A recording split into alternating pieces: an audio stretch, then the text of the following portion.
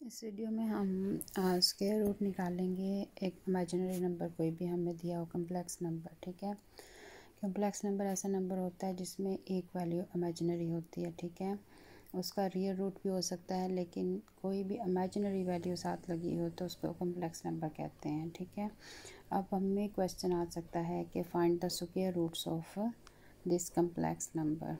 अब इस केस में देखें 8+6 आयोटा हमें दिया हुआ है। तो जब मैंने इसको सॉल्व करना है तो मैं क्या करूँगी कि मैं 8+6 आयोटा का जो स्क्वायर रूट है ना, जैसे यहाँ स्क्वायर रूट लिखा हुआ है, तो 8+6 आयोटा का स्क्वायर रूट लिख लूँगी और उसको सपोज कर लूँगी x के इक्वल।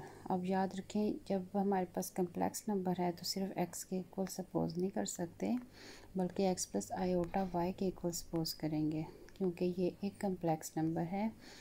वैसे तो हम अगर किसी क्वेश्चन को सॉल्व करना होता है, जैसे फादर की हाइट और सन की हाइट दी हो, तो हम सपोज कर लेते हैं कि फादर की height is equal to X, और उससे रिलेटिव फिर हम जो सन की हाइट होती है फिर वो एक्स में टर्म में चली जाती है और फिर एक्स की वैल्यू निकालते हैं।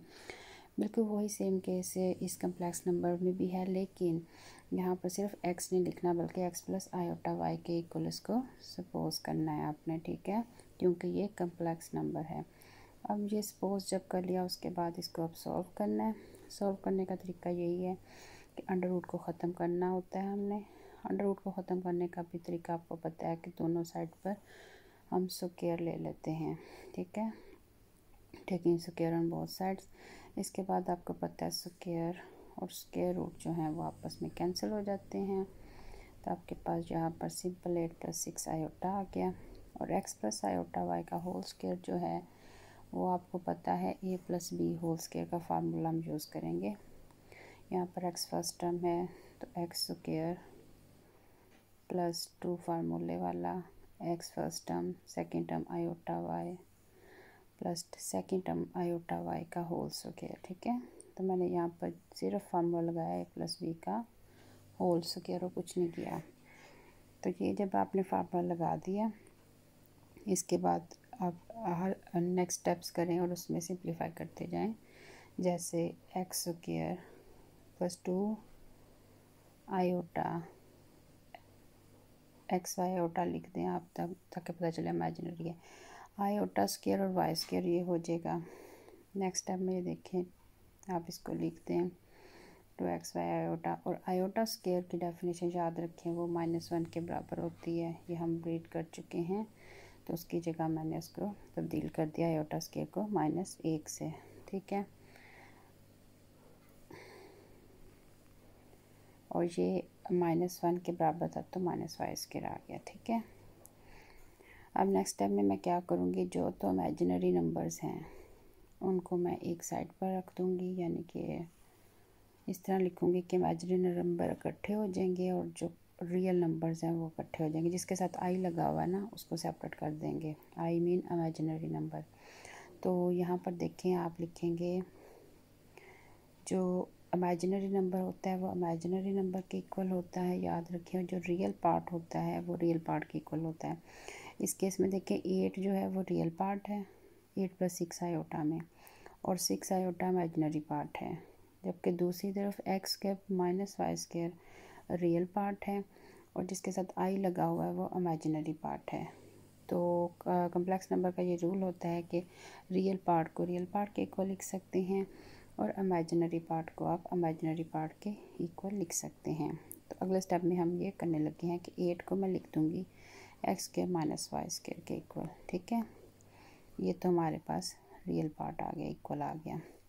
और 6 आयोटा जो है ना, उस 6 को इक्वल लिखूँगी 2xy के इक्वल, इमेजिनरी पार्ट के इक्वल लिख दिया। ठीक है, अब मैं इक्वेशन को सॉल्व करूँगी। इक्वेशन को सॉल्व करने का तरीका आपको जो पहले कर सकें, एक्स की वैल्यू निकाल लें, वो एक्स की वैल्यू उधर पुट कर दें तो वो वाई की वैल्यू आपके पास आ जाएगी। फिर जो वो वाई की वैल्यू आएगी वो आप फर्दर उसमें दोबारा इधर वाले एक्स में पुट करें तो आपका आंसर आ जाएगा। ठीक है, यहाँ पहले इसको सिंप्लीफाई करें तो एक्स मेरे पास आया 3/y। अब जो x is equal to 3/y है ना, ये मैं इधर पुट करूँगी। ठीक है, तो यहाँ पर जब आप पुट करेंगे तो 8 इज़ इक्वल टू आ जाएगा एक्स की वैल्यू पुट कर दें जो आपने निकाल लिया 3/y। तो 3/y का स्क्वायर ले लेंगे आप,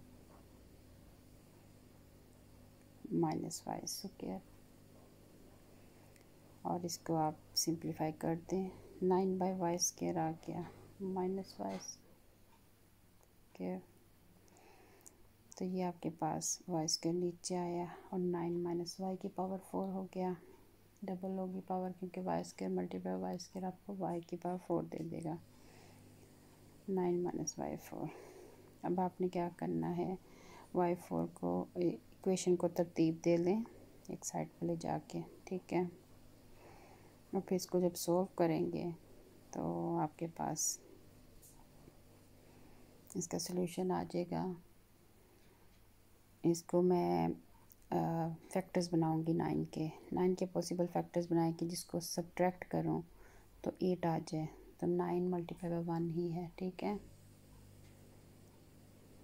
यहाँ पर आपने प्लस माइनस का साइन ध्यान से रखना है, अगर कहीं गलती हो जाए तो आपने दोबारा से पीछे से जाके हमें चेक करनी पड़ती है अपनी गलती कि कहीं हमने कोई मिस्टेक तो नहीं की, ठीक है। सिंपल आपने ये y² माइनस, अब ये देखें -9 + 9 जो है ये हमारे पास कहीं मिस्टेक हो रही है जो हम बाद में देखेंगे, लेकिन आप लोगों ने ध्यान रखना है प्लस माइनस का साइन जो है वो बहुत ब्लंडर मिस्टेक कर देता है आगे क्वेश्चंस करते करते, तो उसका ज़रा ध्यान रखिएगा, ठीक है। अब यहाँ पर मेरे पास देखें y की वैल्यू निकाल लें दोनों इक्वेशन से, तो अगर तो इमेजिनरी वैल्यू आ रही है उसको ओमिट कर दें और रियल वैल्यू जो है वो लेके उसको x में पुट कर देंगी तो आपके पास x y की वैल्यूज़ आ जाएंगी, ठीक है।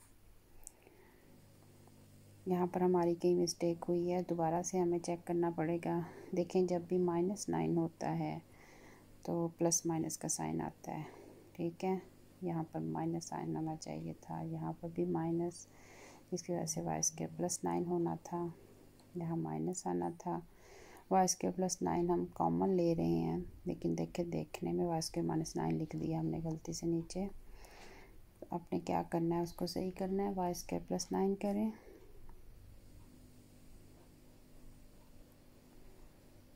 जो मिस्टेक है उसको दोबारा से चेक करें कहाँ आपने मिस्टेक की है।